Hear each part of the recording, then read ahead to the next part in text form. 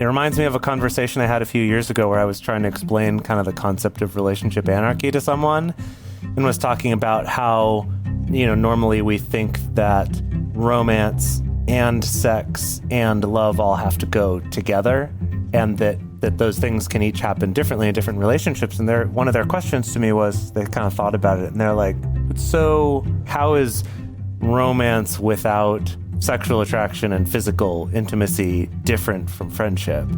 And I was just kind of like, yeah, you got me. I don't know. And I think that's like, our words are just so limiting for it. They're limited.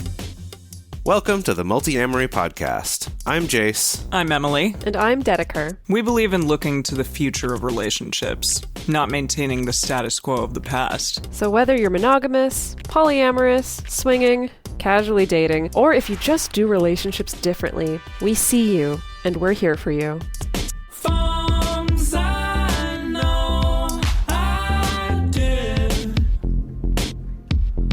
forcing me to form myself to fit. On this episode of the Multiamory podcast, we're talking about the triangular theory of love. We really like triangles on this podcast. Everything is Love. triangles. Yes. It's the strongest shape. We love Question mark? triangles, and triangles are love, as it turns out. This is a model for relationships that was developed to help understand all the different permutations of love and relationship. We will talk about the different fundamental elements of love, which is water, fire, earth, and Air. mercury, Boron, I think. And carbon. and boron, yeah. Gotta have that. All the fundamental elements of love and how they translate to different types of relationships, and how you can use this knowledge to better take care of yourself and your relationships. So defining love, that's a real brain buster, isn't it? How does Sure one is. even do that? How? With How this indeed? triangle. Yes. Well, okay. So defining love, labeling love, quantifying love, it's something that human beings have been trying to tackle for literally centuries. There's been a ton of writing, storytelling, general creation from multiple cultures across the world. Far too much for us to do an in-depth review in this episode. If you have an interest in that, hearing more about how specifically the philosophy around love has changed over the years, we recommend checking out our episode with philosopher Carrie Jenkins all the way back in episode 113. Or if you don't want to listen to a Multiamory episode that is that old, because who would, you can go check out her book, What Love Is and What It Could Be. So first, let's talk about some caveats, because, we like to preface the episode by doing that. It's important. So we're going to be doing some labeling and naming and kind of talking about different forms of love in that context. And that may be a little bit challenging to some listeners, understandably so, because labeling and modeling something is amorphous and subjective, is this like concept of love and what it is. It can rub a lot of people the wrong way. And applying this very like logic brain thinking and naming to emotional experiences can feel constrictive and maybe a little bit hyper-rational. It's like a very Dedeker thing. I think of like What, Dedeker's. to be hyper-rational? It's very rational. I don't know, cerebral. Yeah, but it can feel maybe like you're forcing just this wide spectrum of emotion into perhaps a more restrictive box and imposing limitations.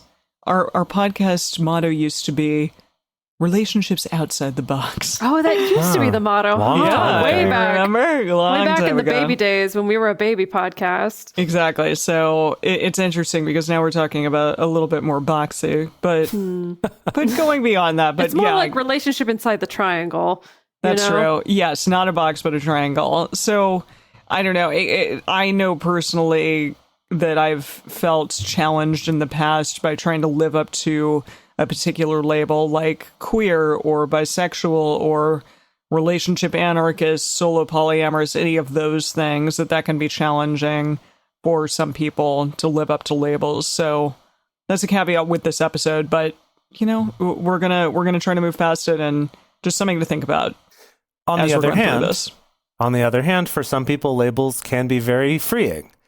So for some people, finally having a name or a label for something that they've felt or something that they're doing can be very freeing and feel like, oh my gosh, I'm not alone.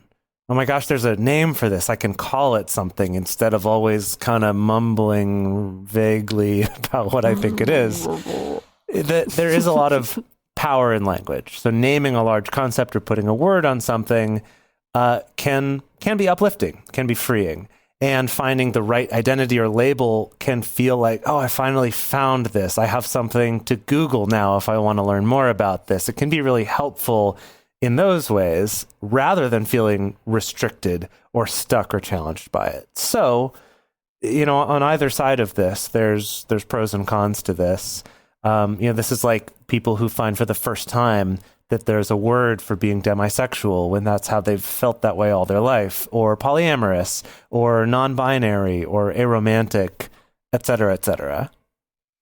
Yeah, so Tickfa Wolf actually made a really cool comic describing this very phenomenon, this kind of dual nature of labeling and names and modeling. And I think like in one panel, there's a person who's like, oh my God, labels are so restrictive. Who needs them? And they like ball up a piece of paper and throw it over their shoulder and they walk off frame.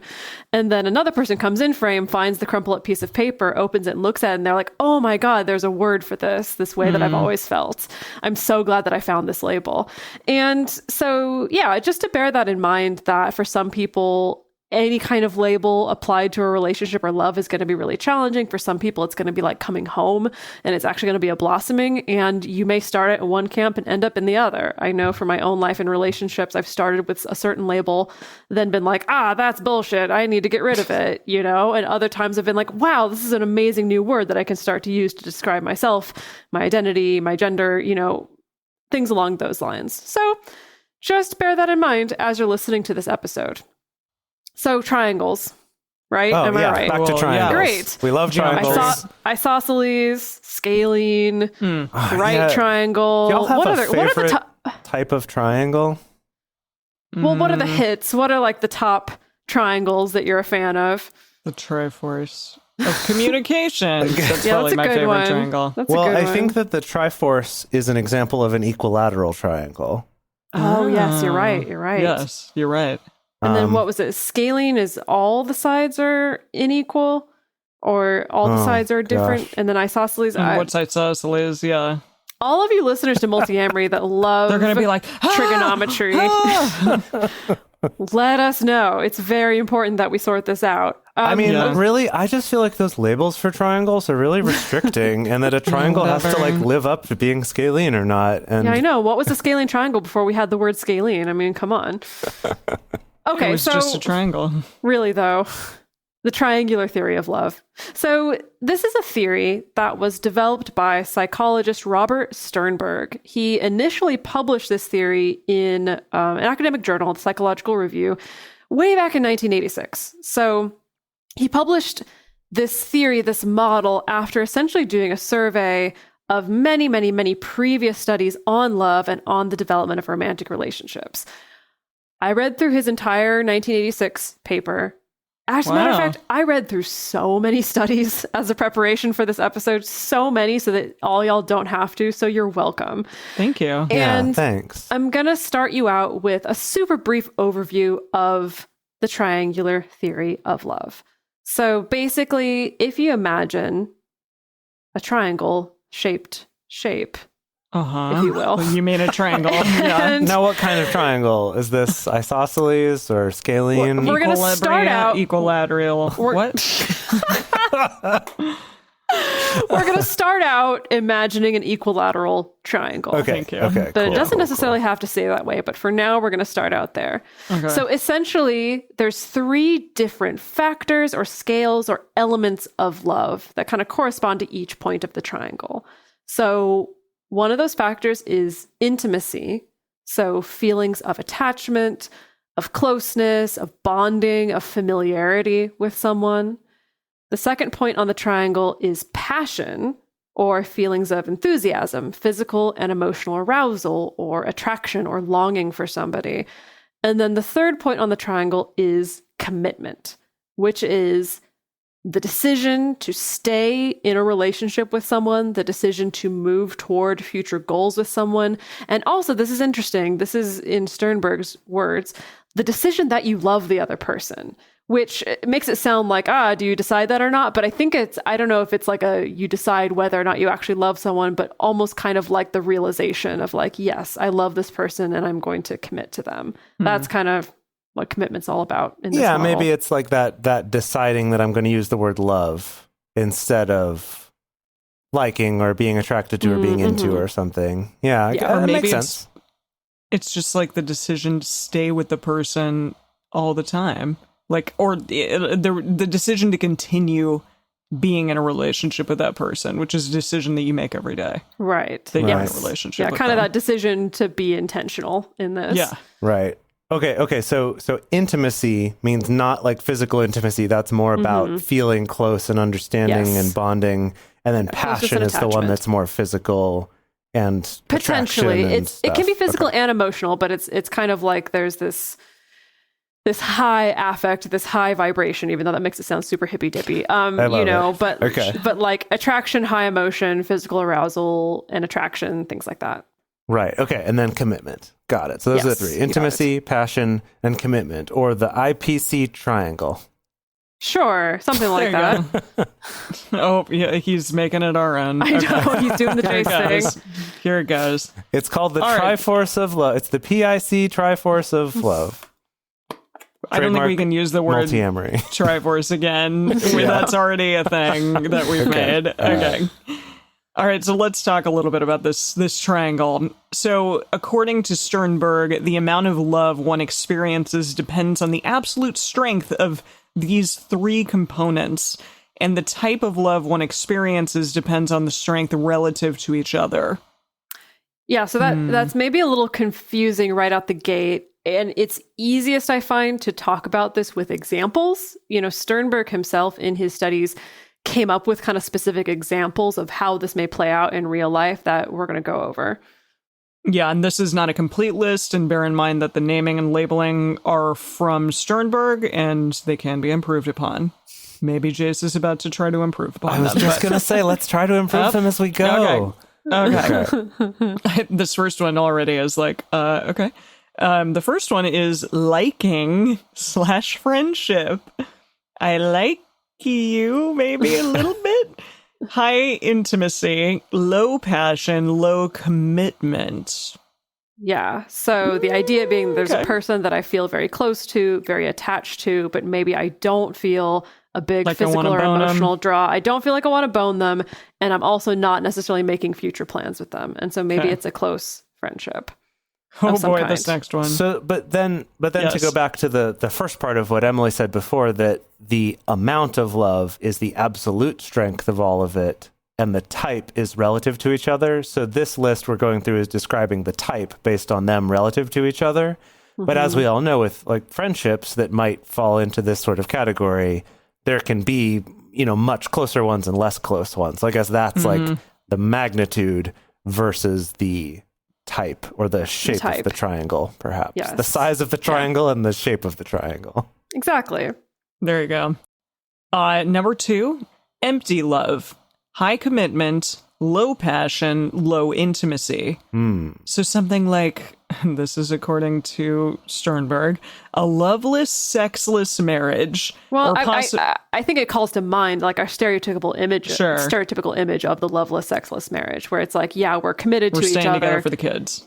Maybe it could be that, or for whatever reason, really. But maybe we've drifted apart and we're not really attracted to each other anymore.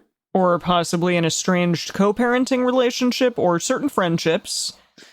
Yeah, so this is the thing again, is that like Sternberg calls this empty love, but again, something that's high commitment but low passion and low intimacy also could be just a friendship. Like maybe you're deciding to co-parent with a friend, for instance, even though you don't feel necessarily, I don't know, I think the thing is that it's like this could be a wide variety of potential relationships. Yeah, low intimacy though is the caveat there in my opinion. Yeah, maybe not as much friend there, but I was thinking that this could be an ideal business partner.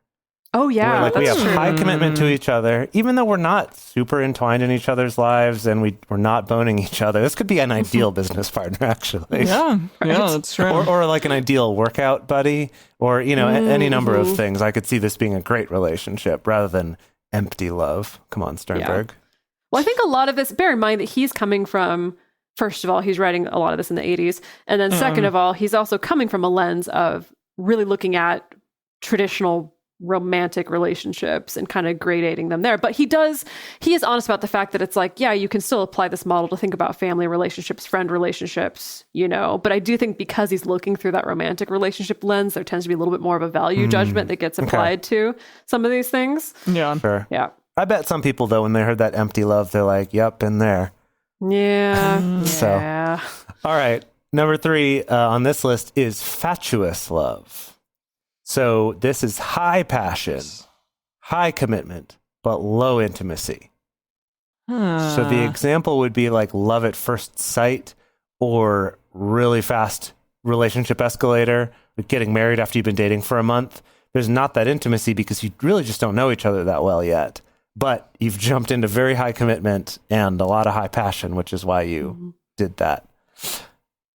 Yeah. So this is the one we're always talking about with NRE. Like, that's sort of the fatuous stage, maybe. Yeah, don't sign anything. Just don't sign. Don't sign. Yeah. It also, for some reason, it brings to mind the image of like an Austenian couple that are like courting each other, where it's like, because of our like culture, Jane Austen. we've literally never been allowed to actually hang out with each other and be friends, but we know that we're attracted to each other, and I'm going to try to get you to marry me. And then the intimacy can come later. That's kind of what I think of. Yeah.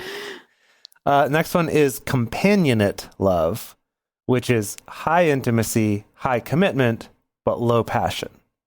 So this could be certain long-term relationships where there's still a lot of closeness and connection, a lot of commitment, but not that like passion and attraction and excitement.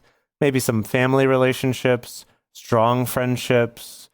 Maybe this is not the like empty love, like not the loveless marriage, but maybe it's just, you know what, we're just great as really good friends and partners, even if we don't have a very sexual connection or something like that. Yeah. I've worked with a lot of clients, and I feel like I've seen a lot of people specifically in the non-monogamous community who are much more likely to, I think, be able to, in a healthy way, come to this place with, let's say, a nesting partner of like, well, we've been together 15 years. We absolutely love each other, care for each other, want to be in each other's lives, but like we've learned that we're just really not sexually compatible, and we're both okay with that. And we're both okay with like seeking that in other people, for instance, but we still feel very high intimacy, high commitment, just not that passion. And for some people, that's a nightmare. And for some people, that's fantastic and perfect. Yeah. And then this next one is romantic love, which I feel like his categorization of this is different than I've seen it in other studies that use that label romantic love. But in this one, it's high intimacy, high passion, but low commitment. So like we're into each other and we're really close with each other, but we're not really committed to each other. So maybe a fling or an affair. Yeah, I think to put like a more like non-traditional relationship, non-monogamy lens on it, it could be someone where to do a callback to our, could be a comet. Yeah, it could be to like to do a callback to our Jessica Fern episode. Like maybe this isn't necessarily an attachment-based relationship, potentially, or maybe I feel really close to you and I have a lot of attraction for you, but we're not exactly planning on moving in together at all. Like this is going to be a non-escalator relationship potentially. Or maybe we've just identified that we don't, like it would not be a good fit for us to live together or to share finances or do any of those sorts of like commitment-y things, but we're still very close and very passionate with each other. Yeah. I could see that being a great intentional type of relationship too. Yeah. So next example is what he calls infatuated love, which is high passion, but low intimacy and low commitment.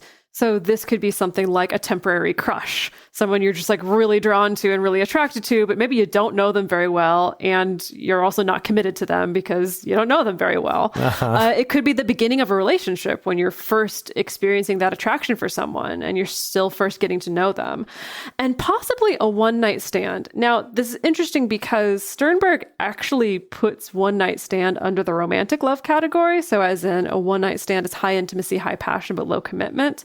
And I thought that was a little bit debatable because I'm like, well, with a one night stand, how much intimacy are you really having?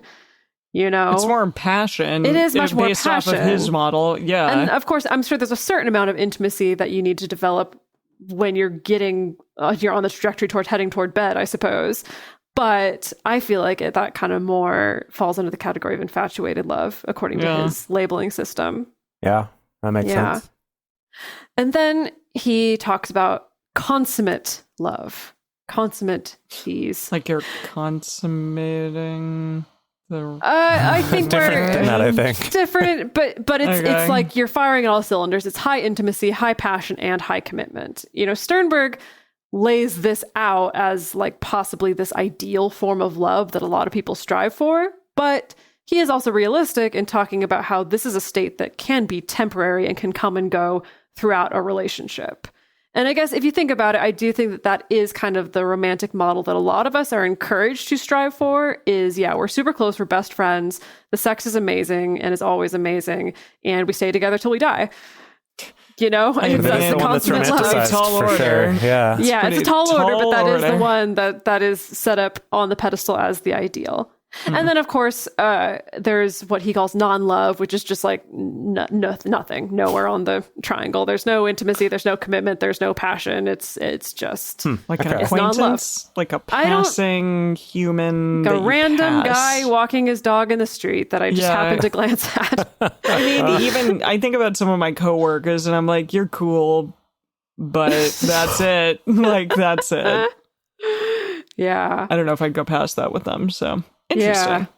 Yeah. So okay. Fun. This was a fun, just kind of looking at it and being like, okay, if I'm going to look at this model and truly take my relationships in my life and like stick them in these categories, where would each of those relationships go? What do you think? Oh goodness, I don't know.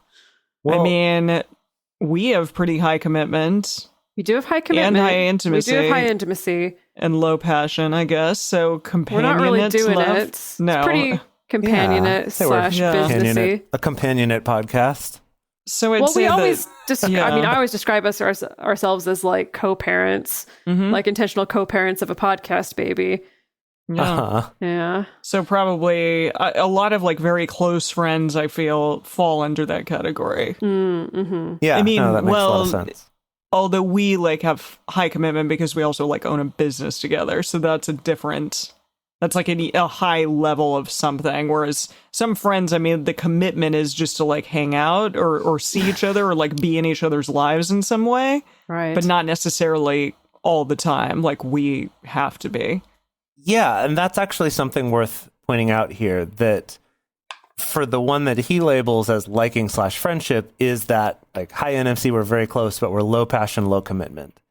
And something that, we talk about on this show a lot is this idea of romantic relationships aren't the only relationships that we can be intentional about and that we can be committed to. And that's not generally the way society teaches us to think about relationships. But it's interesting that in his model, that's the friendship, is the intimacy, but no commitment and no passion.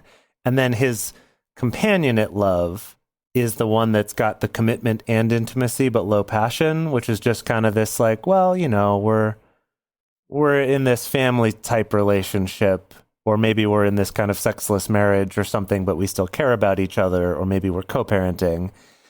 But I think that very much falls into that idea of like an intentional friendship. One that you actually are putting intention and commitment into, which is a cool thing. I like that. Well, this definitely, I think, calls back to our Chosen Family episode a little bit as well, because it calls up some questions around our definition of commitment. Because now I know a lot of people who, in a very Chosen Family kind of way, have decided like, this is going to be my person. They're a friend. We're not having sex. We're not doing the traditional coupley thing, but like this friend is the person who is going to be there for me if I get sick. And I'm going to be there for them if they get sick. And we have plans of buying a home together, And so that brings in this sense of very intentional commitment and intentional commitment toward future goals, even if we're not looking like a traditional couple by any means. Yeah. Yeah, I love that. And it just This reminds me, my last thought before we move on to the second half of this episode was, it reminds me of a conversation I had a few years ago where I was trying to explain kind of the concept of relationship anarchy to someone, and was talking about how, normally we think that romance and sex and love all have to go together, and that those things can each happen differently in different relationships. And one of their questions to me was, they kind of thought about it and they're like, but so what's the difference between, like, how is romance without sex different from just love? And it was kind of I thought it was different from friendship. Yeah, or different Wasn't from that like the question? friendship love. Yeah. Maybe I should use that term better. They're like, how is romance without sexual attraction and physical intimacy different from friendship? And I was just kind of like, yeah, you got me. I don't know. And I think that's like, our words are just so limiting for it. They're limited. So this is kind of a neat way of looking at that, maybe redefining how we look at those types of, like how we look at labeling or describing those things. Yeah, and I would really encourage people out there listening to not necessarily get hung up on like the labels that Sternberg himself put on these things or the values that he put on these things, because again, like the empty love one, the high commitment, low passion, low intimacy could be a wonderful relationship if that's what's appropriate and that's what these two people want. And what he calls the consummate love, this ideal of high intimacy, high passion, high commitment, you could have all of those things and it could still be a toxic, shitty relationship. Totally. So just bear that in mind when thinking about these things. So in the second part of this episode, we're going to talk about more research and critique on this triangular situation that we've got going on here, and also some real world applications. But before that, we're going to get into some ways that you can help support this show and allow us to continue bringing it to you for free. So some of you out there are listening to all this and thinking, oh my gosh, wow, that makes so many things in my life and my past relationships and my present relationship makes sense now. And some of you out there are listening to this and thinking, this is a load of horse shit and I hate it. I hate labels. Caca. I hate triangles. Now, to both of you, The worst. I have good news. Because other researchers seem to agree the theory and the model has mixed support. Both a fair number of people who seem to agree with it and support it, and the opposite from other researchers who also study love and relationships. Yeah. So the first critique is something that we've heard a lot and that we mention a lot on the show, is that it studies presumably monogamous heterosexual couples.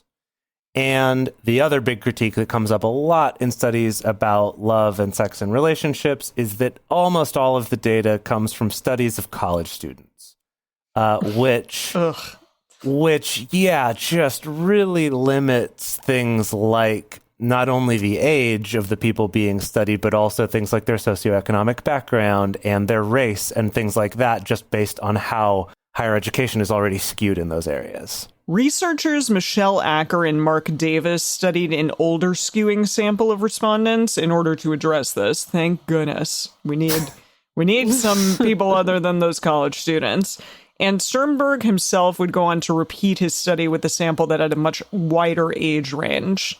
I'm glad that they did that. He should have done that. And in his repeated studies, he even came to the conclusion that the data is generally, but not completely, supportive of his triangular theory of love. He came to the conclusion that ultimately his model would probably be best combined with other models, such as attachment theory, our favorite, in order to present the most robust account of the complexity of love. That's good. I mean, don't just take one thing and say, this is it, this is the end-all, do-all, this is what love is. Because I appreciated that. Like I think a true researcher should, being open and honest about the fact that there's a lot to support this, but it's also not 100% airtight, and that this is probably best served by also roping in things like attachment theory to fully understand all the moving pieces of love. So let this be a lesson that if anyone out there is trying to sell you on this is 100% accurate or this science 100% proves this, it ain't. Yeah, what was it? There was something that I think I put on a wish list some year. It was a little pillow thing for sleeping on an airplane, but that rather than being like an inflatable pillow, it's sort of a little plastic, almost like a neck brace that kind of lets you rest on it. And anyway, I sent this wish list with this item on it to my dad, and he wrote back to me and he was like, oh, well, it says on the box that it's scientifically proven to do whatever. And my dad, being Your dad a does that college a lot, professor, though. scientist, he's like, that's amazing that it's scientifically proven, since science doesn't prove things. That's not what science does. And it was just You're like, Dad, come on. So You're like, Dad, just buy me the freaking neck brace. Exactly. Yeah. So we joked about kind of like, what would the scientifically appropriate marketing be? It would be like, not scientifically disproven to help you sleep on an airplane or something like that. The data generally, but it's not completely supportive of it helping you to sleep on an airplane. Yeah, exactly. Good luck with that. Good luck. I like that. Another critique of Sternberg's studies was that they were all American subjects, but this in 2020 was remedied by a study that was looking internationally. So this is a 2020 study published in the Journal of Sex Research by a multinational team of 115 researchers. Wow. Literally, if you have like a word count or a page count for a research paper, and you put this in there, you will instantly hit your word count, because the citation for this has 115 names in it. So you'll have like 20 pages of your bibliography at the end, and you only have to write like one page of paper. It's brilliant.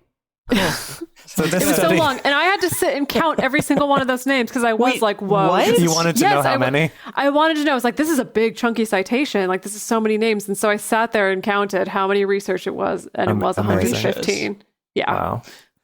So my this God. study looked at over 7,000 participants from 25 countries, and including at least one from every single inhabited continent. And their findings did support that there is a cross-cultural universality to these three elements. So these aren't only in our culture, but that there is at least a certain extent that this is universal. So that's pretty cool. Yeah, and the cool thing about the study was when they were getting subjects is basically the only criteria was you had to be over 18 and you had to just like be currently in a relationship, but they didn't put any restrictions on whether that was a heterosexual relationship or not, whether you were married or dating or whatever it was. That's cool. Or They not? didn't say anything about monogamy or non. It just said you had to be in a relationship. And again, the So, yeah. three are commitment, passion, intimacy. Yeah, exactly. That they're I like, just yes, needed a it does refresher. seem that cross-culturally these check out as being these three common building blocks or common elements when it comes to different types of love and different types of relationships around the globe. Cool. And they did say that, you know, they collected a lot of data about socioeconomic status and work and family of origin and stuff like that, but they didn't really like crunch any of that data or like mine any of that data necessarily. They were suggesting and they say that this is a place that future researchers could look, though, to look at some of these things. Right, to like look at that data and try to find other correlations and things like that. Yes. Yeah, that's cool.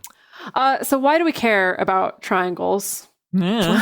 Why do we? Why do we care about these triangles specifically? Yeah. Is there any way to actually apply this in the real world? So in some of Sternberg's later studies, and remember that he did eventually come around and kind of repeat his studies with older skewing or kind of a more wider age range, more diverse group of subjects. And he has over the years started to expand on this triangular model. And he pointed out the fact that at any given time and in any given relationship, we may actually be working with multiple triangles that we are comparing to each other. It's like the multiverse, multi-triangular universe. I was thinking it's like the string theory of love triangles. Oh, where there's like good. multi-dimensional triangles all Yeah. existing in the same space. Yes. Across Yes. dimensions. Okay.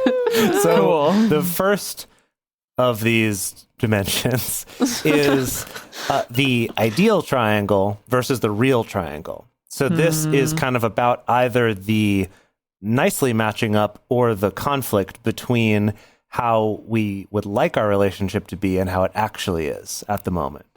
So an example would be, I want to have an ideal relationship that's high on all three elements and even in all of them, but currently it's high passion and high intimacy, but low on commitment. And so there can be tension there from wanting it to be that. I could also imagine another one where it's like I have a relationship that's very high on intimacy and high on commitment, and really I just wish all we did was bone each other. Like I wish it was just all passion. There's like lots of different ways that this could look. But yeah, so that dimension is the ideal versus the real triangle. Yes. Yeah. So another dimension of this is the self-perceived triangle versus what he calls the other perceived triangle.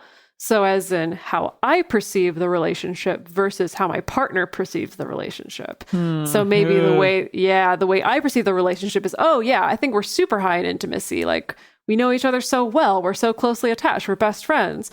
But maybe the way my partner perceives it is differently. Maybe the way they perceive it is like, I don't feel like my partner knows me very well at all. Yeah.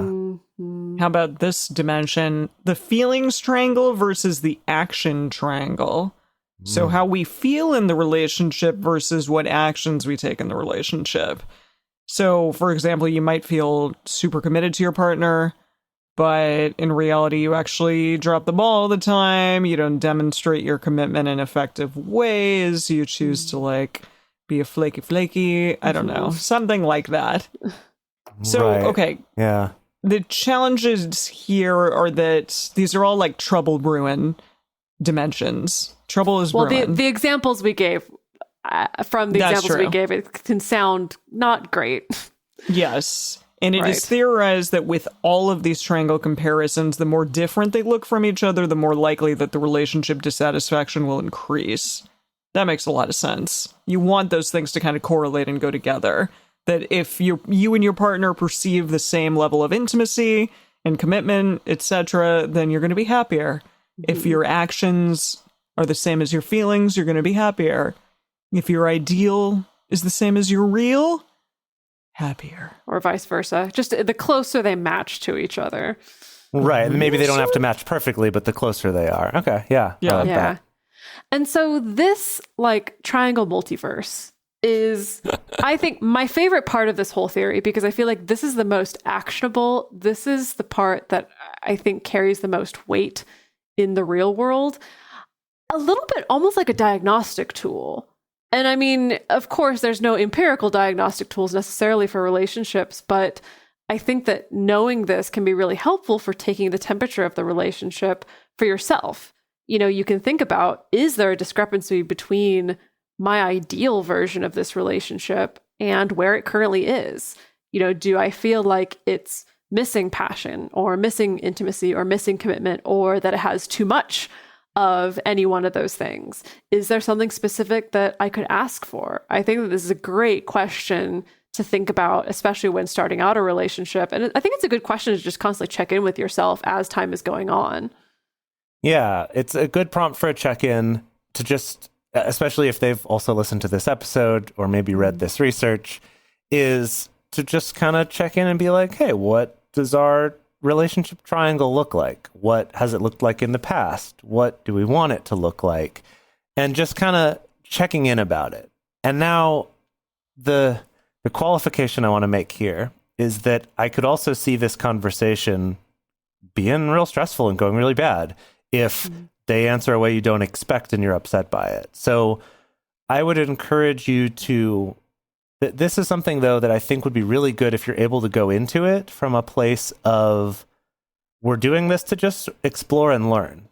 And maybe it's not actually that the relationship is very different for each of you, but maybe just that you kind of think on a different scale of it, right? There's not like an absolute 0 to 10 of 10 means exactly this. It's all kind of relative to who knows what, maybe what they think other people have, what they think they want in their life versus what it is right now. There's a lot of factors, but I do think it could be really useful as a conversation starter, as just sort of a way to check in and talk about that and see how it's going.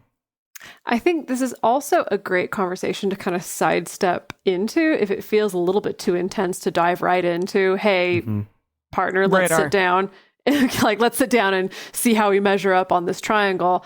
You know, it can be a really interesting conversation to talk about, like, what was your perception of your parents' relationship growing up? What did their triangle look like? What about past relationships that you've been in?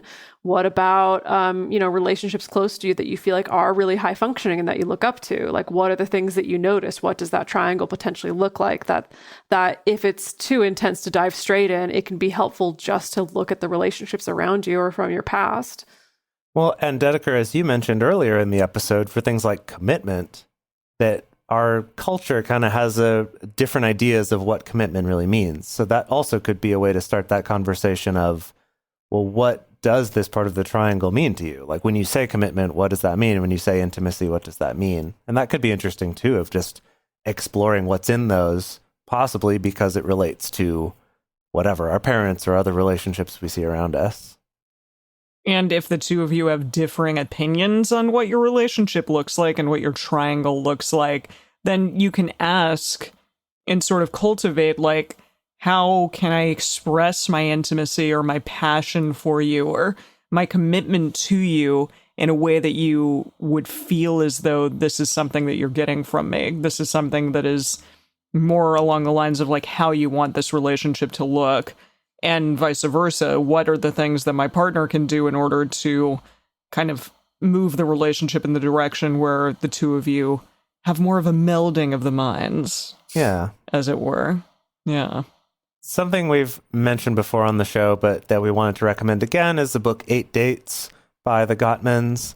And it's, I would say, from what we found and what Dedeker learned also, like talking with some of the people from the Gottman Institute, that it's very much best as a tool for a relationship that's already pretty good. It's not a tool for, like, repairing a relationship that's super disconnected. But if you've already got a pretty decent foundation, the 8 Dates book is, each week you go on a different date where you kind of theme the date and also talk about a different topic, sort of a different area. And it definitely overlaps with a lot of this sort of stuff that we're talking about in this episode here. So definitely worth checking out. Yeah. So in conclusion, triangles. Do you got them? I got them. How many do you have? I don't know. So many. It's a multiverse of triangles. This is definitely one. This is a really, really interesting theory, and it's one that I definitely want to chew on for a little while longer. Sternberg also went on to develop he kind of turned this into a whole new theory as well. Like, he kind of developed this theory of love as story, which is something that I've only barely scratched the surface on. We might do another episode on that sometime in the future. So there's even progressions from here. There's even more triangles to be had. Geometry to be uncovered. Wow. Cool. Oh my goodness. Okay, so for those of you who are patrons, we are going to do a bonus episode where we're going to be getting all polysemous, if you know what I mean. And I know you know that word. Nope. I know you know exactly what it means. Nope. Well, if you don't know what it means, then you better listen to the bonus episode. Seamus, who's polyamorous. No, I didn't say polyseamus. I said polysemous. Thank you very much. Yeah, but sometimes I look at the word Seamus and it looks like Seamus. So that's what I... It's true. That's true. Okay. And to all of you out there listening, we would love to know, where do your relationships fall on this scale? What does your triangle look like between intimacy, passion, and commitment? We're going to be asking that in our Instagram story for this week. So go to our Instagram and check that out. The best place to share your thoughts with other listeners is on this episode's discussion thread in our private Facebook group or Discord chat. You can get access to these groups and join our exclusive community by going to patreon.com/multiamory. In addition, you can share with us publicly on Twitter, Facebook, or Instagram. You can email us at info@multiamory.com. Multiamory is created and produced by Jase Lindgren, Emily Matlack, and me, Dedeker Winston. Our episodes are edited by Mauricio Balvanera. Our social media wizard is Will McMillan.